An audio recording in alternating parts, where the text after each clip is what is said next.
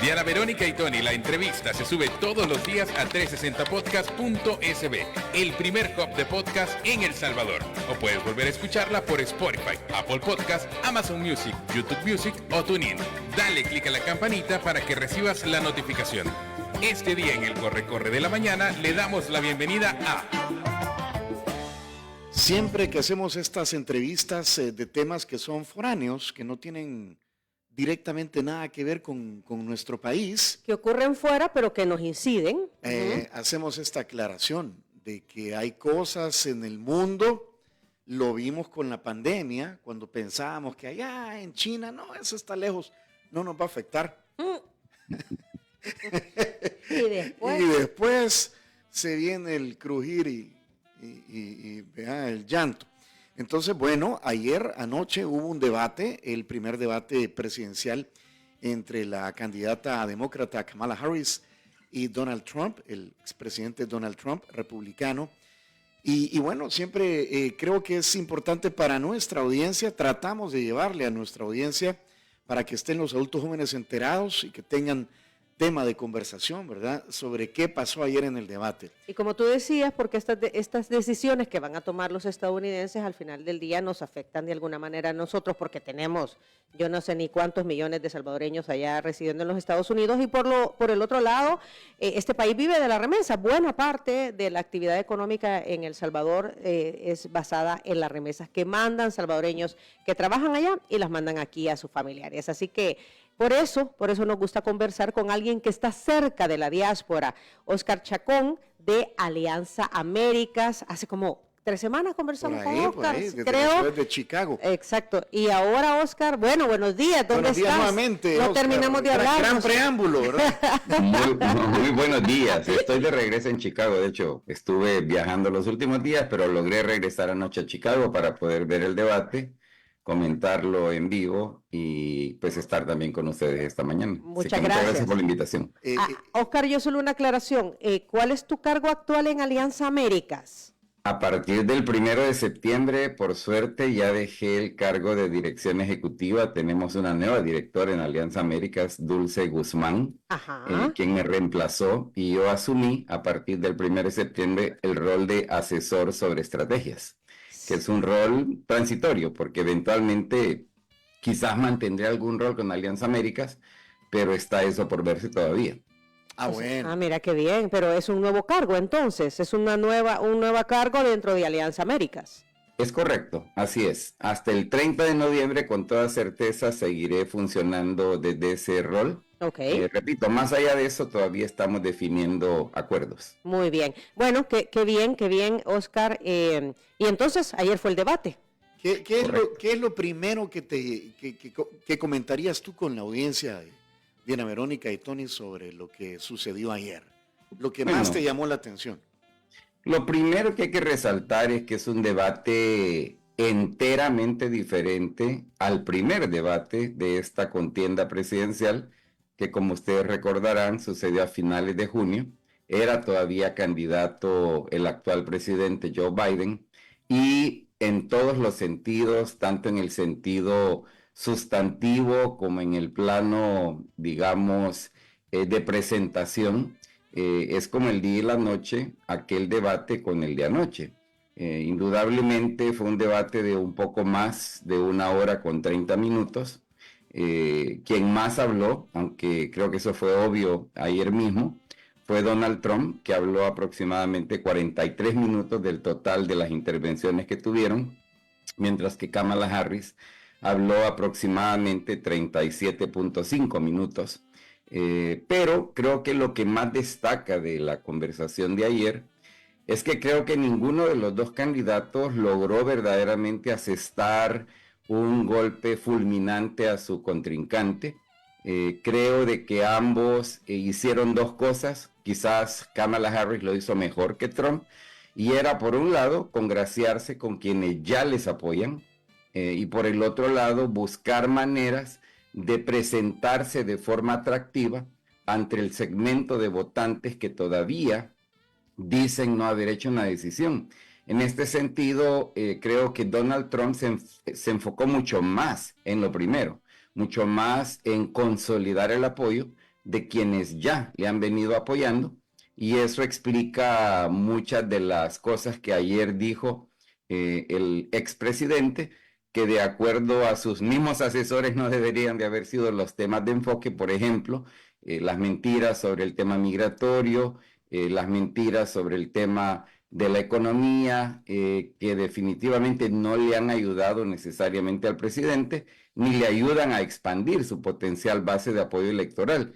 En este sentido, creo que Kamala Harris logró, por un lado, dar suficiente comentario dirigido a consolidar el apoyo de quienes ya le apoyan, pero también hizo varios comentarios que tienden a presentarla como una candidata más moderada, que es exactamente lo que sus asesores le han indicado, para tratar de mejorar su posibilidad de elección en los 6, 7 estados que al final de cuentas, como ya lo hablábamos la vez pasada, van a ser los estados que van a decidir. Oscar, a mí acabas de decir algo muy importante. Donald Trump dijo o expuso algunas situaciones que no son reales. Entonces, uno se pregunta, con un pueblo educado, con una audiencia educada, con el nivel político que tiene Estados Unidos, con el nivel que tiene un expresidente, ¿verdad? Porque Donald Trump ha sido presidente de los estadounidenses. ¿Por qué se atreven a decir cosas que la gente ya sabe que no son? Bueno, mira, yo creo que aquí estamos viviendo de manera muy directa lo que significa el mundo tan profundamente afectado por las comunicaciones, entre comillas, alternativas. Es decir, se han creado canales de difusión digital que literalmente operan en otra realidad. Por ejemplo, quizás la mentira más importante que el presidente dijo ayer fue esta afirmación de que los inmigrantes, particularmente haitianos, que es algo que han repetido también su candidato a la vicepresidencia y otros apoyadores de su campaña, se están comiendo los perros en un pueblito en Ohio donde están, de lo cual no hay absolutamente ninguna evidencia. O sea, las mismas autoridades municipales de la ciudad a la que se hace referencia han dicho con absoluta claridad de que eso simple y sencillamente es mentira, no está pasando. Y sin embargo, el presidente lo repite porque es algo que está siendo repetido en, repito, esferas comunicacionales donde tiende a moverse aquella gente que cree absolutamente de manera ciega en lo que Donald Trump dice. Quiero informar, agregar que justamente esta mañana, en el marco de los actos conmemorativos del 11 de septiembre en Nueva York, Kamala Harris y Donald Trump acaban de saludarse, están juntos, o han estado juntos, junto al presidente Joe Biden en estos actos. Y Kamala Harris fue quien nuevamente se acercó a Donald Trump a saludarlo. Él estaba con el exalcalde Michael Bloomberg de Nueva York, y eso sucedió anoche.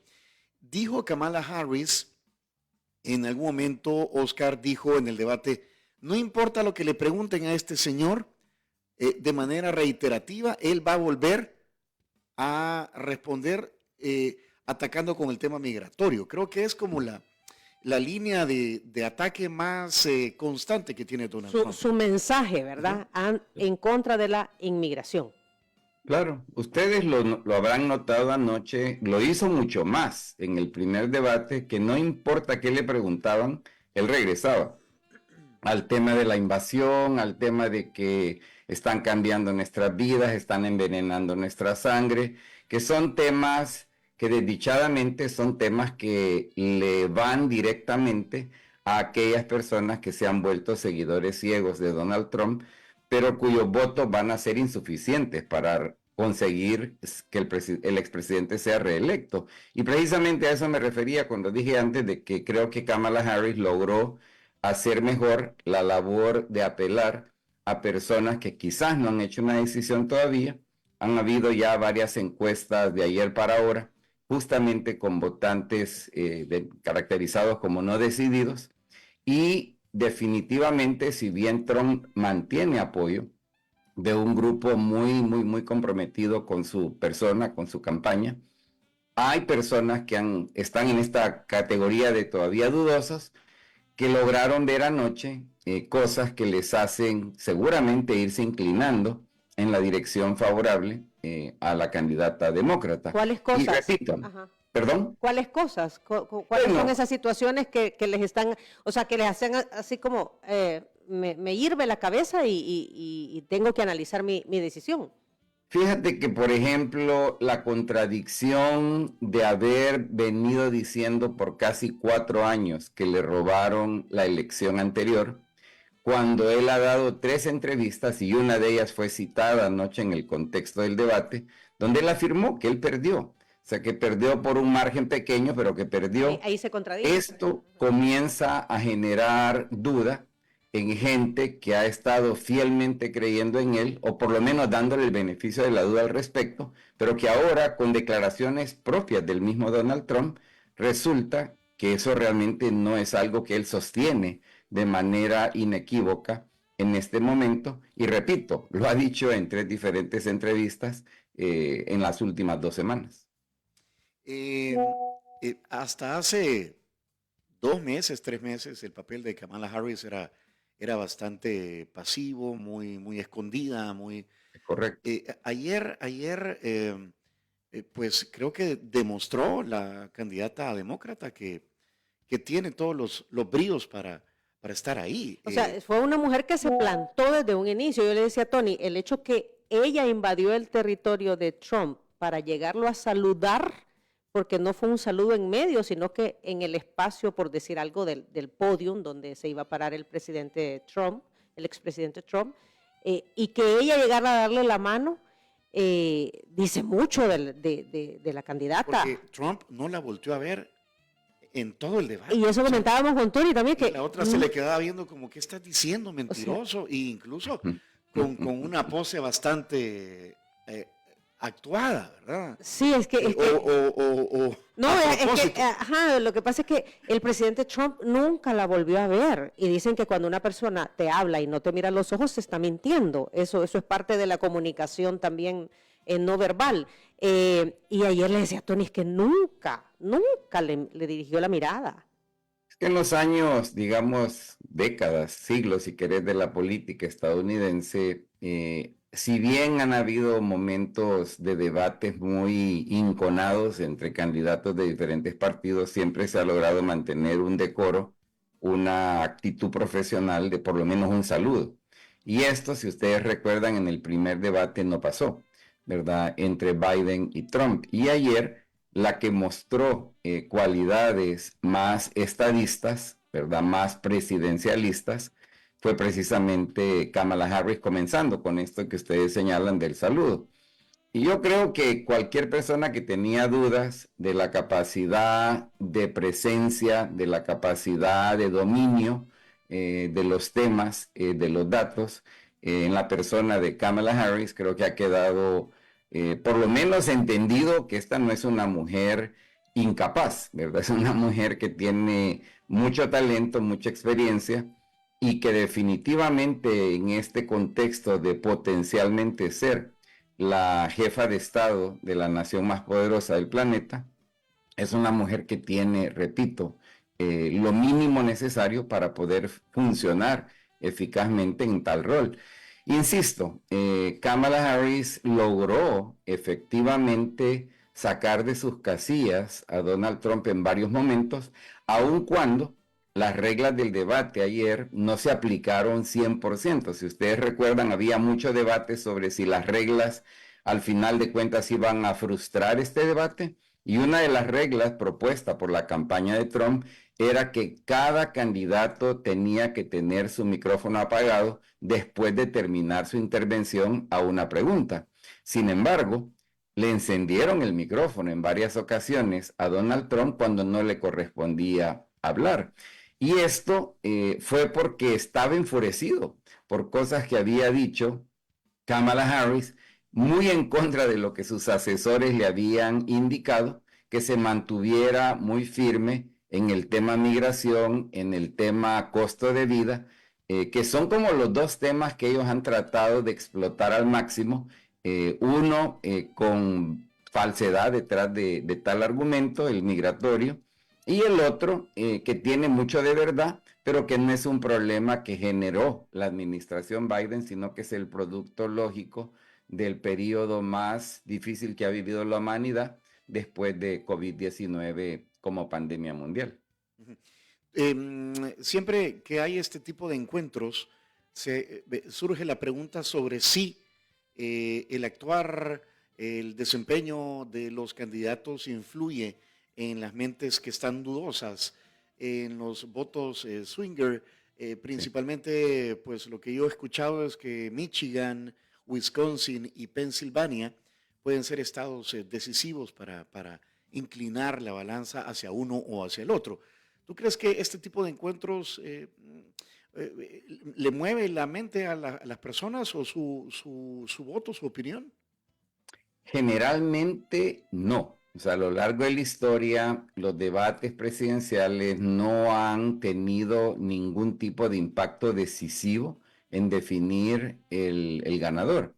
Lo que pasa de que en este año estamos en una campaña sumamente polarizada, donde hasta este día todas las encuestas que se han tomado a lo largo de las últimas 2 semanas muestran claramente un empate, ¿verdad?, entre los dos candidatos, especialmente cuando uno localiza las encuestas en los 6, 7 estados, incluyendo los 3 que tú has mencionado, que van a ser los estados decisivos. Y en ese sentido, el primer debate entre Biden y Trump indudablemente tuvo un impacto trascendental. Por eso tenemos ahora a Harris como candidata. Pero el debate de anoche creo que va a ayudar, pero yo apostaría a que lo más decisivo va a ser el trabajo en terreno, el trabajo de campo que puedan hacer ambos partidos en estos, repito, 6, 7 estados conocidos como los campos de batalla decisiva, y donde lamentablemente siguen las encuestas mostrando un empate sumamente rígido entre los dos candidatos, y quien pueda inclinar ligeramente la balanza a su favor es el que va a ser la persona que ocupe la presidencia a partir del próximo enero. Está reñido, ¿verdad? Es que 54, 50 y así van, ¿verdad? O sea, un punto es la diferencia, o décima. Si tú tomas en cuenta el margen de error, están absolutamente empatados. Sí, me dio la impresión que Kamala Harris quiso fotografiar a Trump como, bueno, si este señor llega, regresa el caos. Y él, hacia ella, la quiso como vincular o asociar a Joe Biden y a su gobierno. O sea, como que este es más Biden, es más de Biden. Sí, lo que pasa es que yo no sé, y eso me lo aclaras tú, Oscar. Yo creo que él quiso enfocar como que lo que han hecho no ha servido y nos tiene mal como sociedad, sobre todo en el tema económico. No, así es, o sea que el ataque más, digamos, efectivo, aparte del tema migratorio, que es sumamente emotivo, que no tiene fundamento en los datos, en la evidencia, es el económico, ¿verdad? Y en el plan económico nadie puede negar que el costo de vida se ha incrementado a lo largo de los últimos 3 años y medio.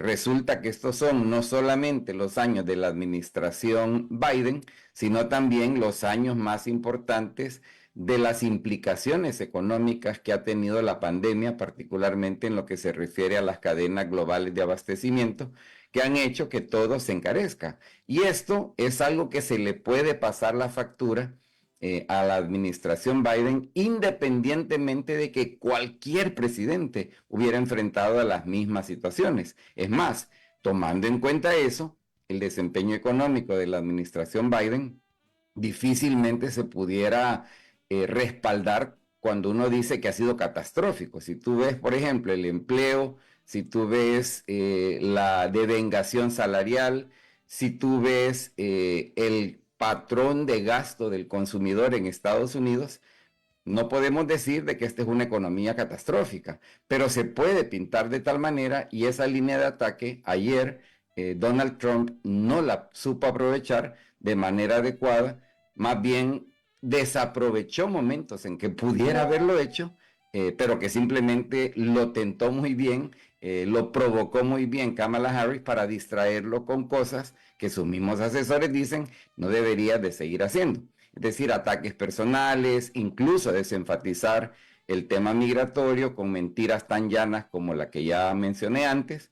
Y hay que recordar también, o sea, es falso quererle pasar la factura a una persona en el rol de vicepresidencia, por lo que el presidente quizás pueda ser responsable. Eso en cualquier nación es cierto, o sea, repito, El Salvador incluido, no le vamos a pasar todos los logros y fallas a la persona en la vicepresidencia, por lo que únicamente le va a corresponder a la persona ocupando el rol de presidente. Pues sí, porque todos los demás están a las órdenes del presidente. Claro, Ajá. claro. Así es. Me llamó la atención los políticos como son, ¿verdad? Hay que ir a pausa, compañero. Hay que ir a pausa. Ay, hombre. Hay que ir a pausa, pero dejemos planteada la pregunta. Es que los políticos como son, a veces de incoherentes, porque tomando en cuenta el tema de las guerras que estaría librando Estados Unidos en el mundo, o los apoyos, porque cuando hablaron de retirarse de Afganistán, dijo Kamala Harris, no, es que es demasiado caro estar ahí y se gasta mucho. Pero no vaya a ser apoyar a Ucrania con dinero, ahí está bien, gastar. Incoherencias. Y entonces, y la posición también sobre lo que pasa en Gaza. Te dejo planteado esto, Oscar. Sí, el apoyo internacional, ¿verdad?, de Estados Unidos. Es parte de lo que dejamos planteado y al final de cuentas, bueno, ¿y qué propusieron? Porque el debate es eso, ¿no? Para proponer. Y al final de cuentas, Oscar, ¿qué propusieron? Oscar, que lo dejamos planteado. Tenés que venir a la cabina la próxima Por vez. favor. Aquí está tu Cherito Café. Y te debemos como 2 o 3 ya. Espero pronto visitarles en persona. Ojalá. Y bueno, ya vino el desayuno de San Martín, ¿verdad? exacto, ya está aquí San Martín. Bueno, Cherito Café, que nada menos hoy, nos preguntaba una radio escucha, Brenda de Gracia, ¿y a dónde compro el Cherito Café? Miren, fácil, en las redes sociales, @cheritocafé.sb, en la tienda de Cherito Café en Bolengo Plaza, en el Boulevard del Hipódromo, y también en las tiendas Tengo. Y ya vino, decíamos compañero, ya vino San Martín. San Martín nos está invitando a celebrar el mes de la independencia. Hay una exclusiva vajilla clásica de San Martín en donde vas a encontrar en cada pieza la representación de un paisaje icónico de El Salvador, el volcán de San Salvador, las calles de Suchitoto, la Plaza Salvador del Mundo y el lago de Coatepeque. Todas estas piezas las puedes adquirir o la vajilla completa o las piezas por separado en cualquiera de las tiendas de San Martín, y agradecemos a Línea Rosa, servicio de transporte, que nos ha traído los desayunos. 62004490, lo voy a decir bien, 62004491, ahí las contacta. Seguridad, comodidad 24/7. Volvemos después de la pausa.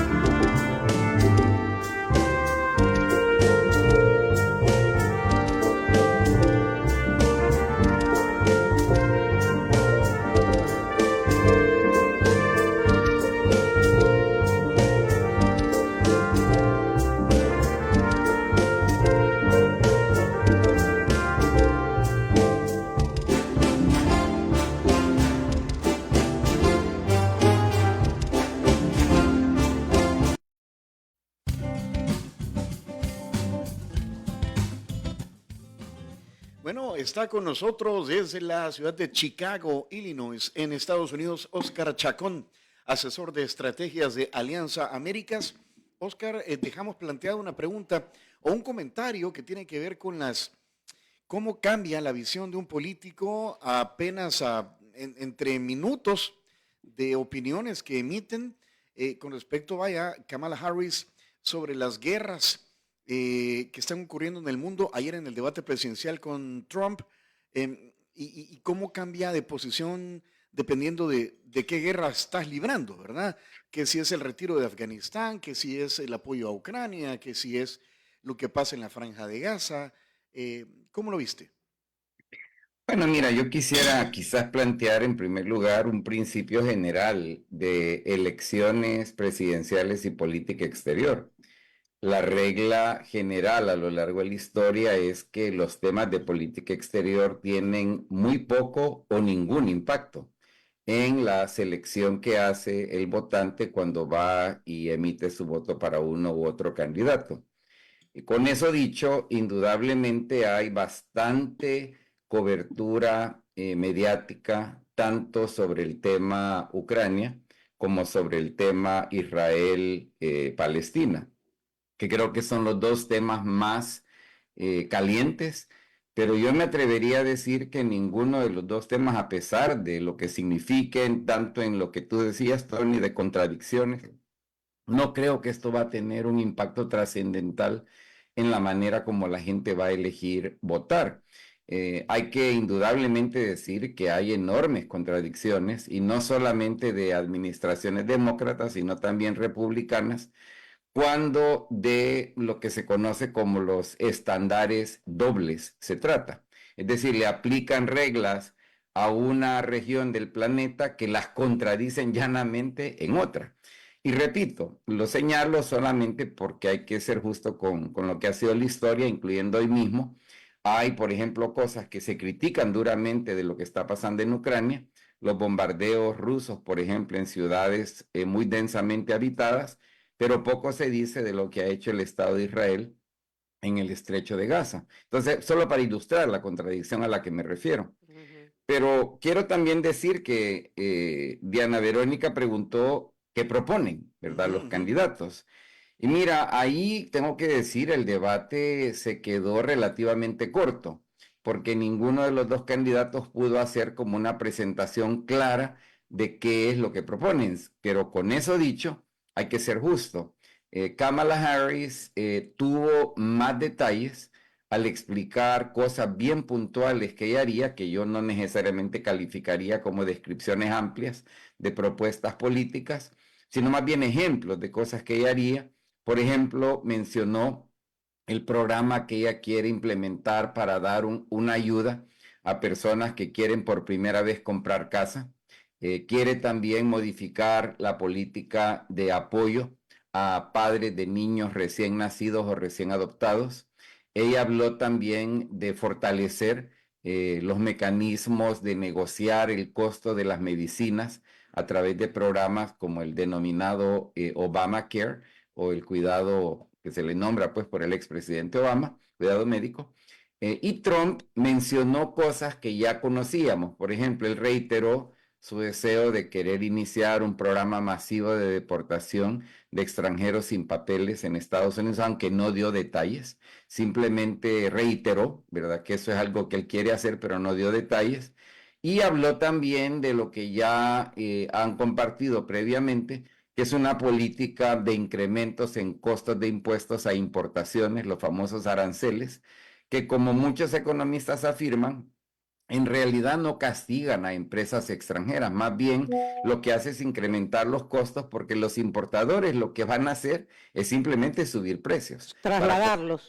Por el costo. Así es. Entonces, como repito, no necesariamente vimos grandes propuestas, pero también, Diana Verónica, quiero ser claro en decir, los debates presidenciales raras veces son para ir a presentar detalladamente lo que cada candidato propone, Claro. ¿verdad? Porque resulta que los debates tienen un valor mucho más importante en el plano perceptivo, en el plano emotivo, de cómo el público ve a sus respectivos candidatos. Así es que eso es lo que te puedo Sí, comentar de ambos. ideas generales, ¿verdad? Porque de hecho la vicepresidenta Kamala Harris entró con eso, con lo que tú decías, hablaba de su experiencia propia, criada por una madre, ¿verdad? Tiene otra mamá adoptiva también, decía ella, y que ella le apostaba a los emprendedores, a los microempresarios, y decía, este país está lleno de esa gente y necesitan apoyo. Yo se lo voy a dar. Una de mis propuestas, entró como, ¿verdad? Como dicen, pisando fuerte en el sentido de mi mensaje de ahora va para esa clase trabajadora que está tratando de salir adelante.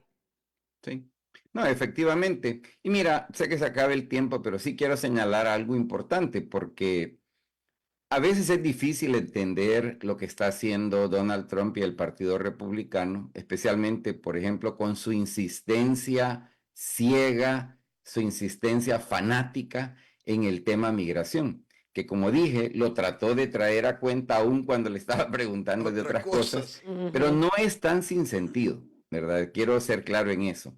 Yo estuve analizando recientemente la composición del electorado en los 7 estados que van a ser decisivos. Y curiosamente, cuando vemos a la población ciudadana de 18 años o más, en el estado de Georgia, que es donde es más pequeña la población votante de raza blanca, representan el 57% de los votantes. Y en el estado de estos 7 que les menciono, a donde más representa porcentualmente hablando la población blanca, son casi el 86%. Esa es la población a la que Donald Trump le está hablando cuando enfatiza tanto el tema migración y lo vincula con muchas otras cosas que aquejan principalmente a población blanca de bajos recursos en estados como Arizona, Georgia, Michigan, Nevada, Carolina del Norte, Pensilvania, Carolina del Sur y Wisconsin, que son básicamente los 7 estados que van a decidir esta elección. Y en ese sentido, lo que hizo Trump ayer, aunque parezca desde una perspectiva de análisis sensato, que está hablando disparates, tiene su grado de lógica lo que está tratando de hacer. Está llegando a ese público que es de esos estados que son decisivos para ganar. Oscar, si bien es cierto, en el debate nunca se mencionó a nuestro país, a Centroamérica. No directamente. A eso voy. A Centroamérica de forma directa. Pero sí digamos que, ya lo dijiste, el tema migratorio estuvo implícito en toda la conversación entre ambos. Claro. ¿Qué podrías sacar tú, digamos, que afecte directamente a nuestro país de todo lo que se dijo anoche? Pues yo creo que el presidente Bukele en particular ha de estar aliviado de que no dijo nada de El Salvador ayer Donald Trump, porque si ustedes recuerdan en varias declaraciones que ha dado, ha mencionado específicamente a El Salvador, diciendo de que todos los criminales se fueron para Estados Unidos, que los enviaron a Estados Unidos. Ayer hizo mención, sí. De tal cosa, pero no mencionó a El Salvador de manera específica. Sí mencionaron el caso de Venezuela y por supuesto que Donald Trump hizo una afirmación completamente falsa, ¿verdad? De que toda la gente que ha llegado a Estados Unidos vino de manicomios o de cárceles. Lo cual no es cierto, no hay absolutamente nada de verdad en eso. Y no dijo que en algunos estados ya el cipote ya fuera de la panza de la mamá lo matan, pues. También el aborto fue otro tema que tocaron y él fue bien drástico también. Sí, ¿no? Y de hecho una de las moderadoras tuvo que corregirlo de que tal cosa es simplemente falso, ¿verdad? Entonces, como digo, tuvimos la suerte de que no se mencionó de manera peyorativa el caso específico ni de El Salvador ni de otros países centroamericanos, pero por, vamos a decir, mención implícita, sí estaba hablando de países como México, Honduras, Guatemala, El Salvador, indudablemente Venezuela, ¿verdad? Que han sido los países que han constituido el principal sujeto social de las migraciones de los últimos 10 años. Bueno, es que dijo, palabras más, palabras menos, dijo, hay países en donde les ha bajado la criminalidad y la violencia, pero no es porque hayan hecho ellos algún trabajo, sino porque se han venido para acá los delincuentes. Básicamente. Claro. Ajá, eso fue lo que dijo. No, y es que es Y parte, uno pues, así, vea, haciéndose a un ladito para que no le cayera a Oscar. es parte de un cuento que repiten de manera continua y es que los extranjeros traen con ellos criminalidad, ¿verdad? Y cuando hablamos de extranjeros, en el caso de Estados Unidos, estamos hablando esencialmente de mexicanos, centroamericanos y suramericanos, caribeños también, pues. En el caso de Europa son otros grupos, pero a todos se les adjudica esta vinculación entre su llegada e incremento en criminalidad, de lo cual no hay ninguna evidencia sólida. En el caso de Estados Unidos es simple y sencillamente falso. Eso no quiere decir que cada extranjero que vive en Estados Unidos es un angelito o una angelita, ¿verdad? Pero estamos hablando de estadísticamente, no hay ninguna manera de afirmar que los extranjeros conllevan a mayor índice de criminalidad.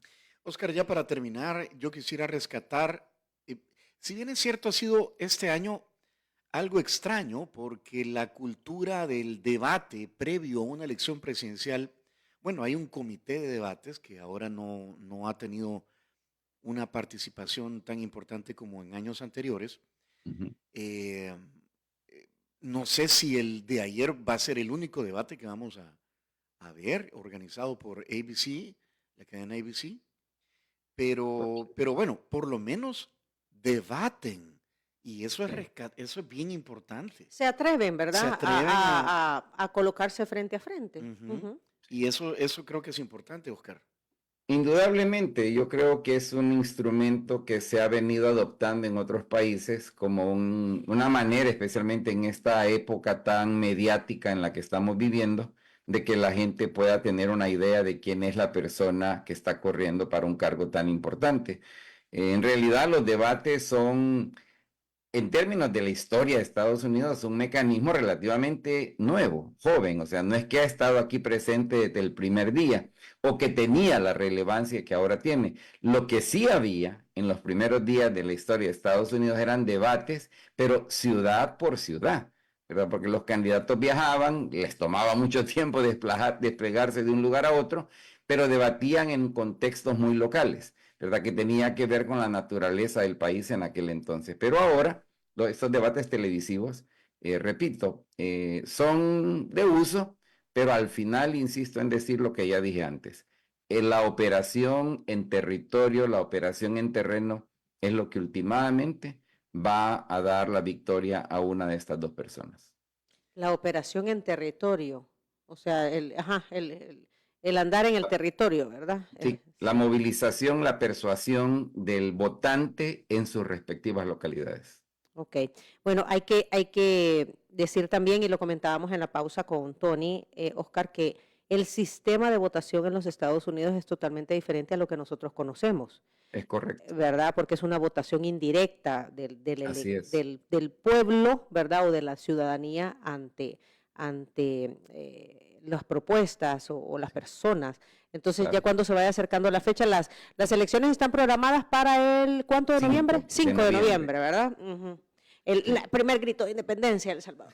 Cumpleaños de la doctora María Isabel Rodríguez. 102 interesante. serían, ¿verdad? Sí. 102, creo. 103. O 103, sí, por allá Ya anda. va a ser, Ya va a ser seguramente presidente mundial esa señora con la edad. Hey, Oscar, qué gusto saludarte. como Entonces, siempre. acercándonos a esa fecha, vamos a conversar para que expliques eso, ¿verdad? También, Claro, cómo es el con sistema de mucho gusto. votación. Es importante entenderlo porque te digo, ni los mismos estadounidenses lo entienden. Eso he escuchado. Hay un profesor de historia de la American University que se llama Alan Lichman, ¿Sí? que siempre le pega, tiene un sistema de Evaluación. de valoraciones ahí, Correcto. y ya predijo que va a ganar Kamala Harris. Sí. O al menos dijo, no hay nada en el panorama que me diga que no vaya a ganar el Partido Demócrata. Palabras Sí. más, palabras menos. Vamos a ver qué sucede, ¿verdad? Claro. Que si Oscar. ustedes recuerdan, fue lo que les dije hace 2 entrevistas en relación a lo que la historia nos podía aportar, ¿verdad? Pero claro, hay variables que pueden afectar esta tendencia. Acontecimiento, Así que ¿no? Sí. Pero con gusto regreso para explicar el sistema electoral en Estados Unidos. Ojalá Ok. pronto te podamos ver, saludar en persona, Oscar. Sí, sí, ojalá puedas estar Eso acá. espero. Y suerte en tu nuevo cargo. Muchísimas Eh, gracias. Me da gusto estar con ustedes. Chao, Oscar. Un Gracias, hasta luego. abrazo. Un abrazo. Adiós. Si cuídense. quieren volver a escuchar esa entrevista, mucha atención al siguiente mensaje. Si quieres volver a escuchar esta entrevista, ingresa a 360podcast.sb, el primer hub de podcasteros salvadoreños. Sigue a Diana Verónica y Tony la entrevista en Spotify, Apple Podcasts, Amazon Music, YouTube Music o TuneIn.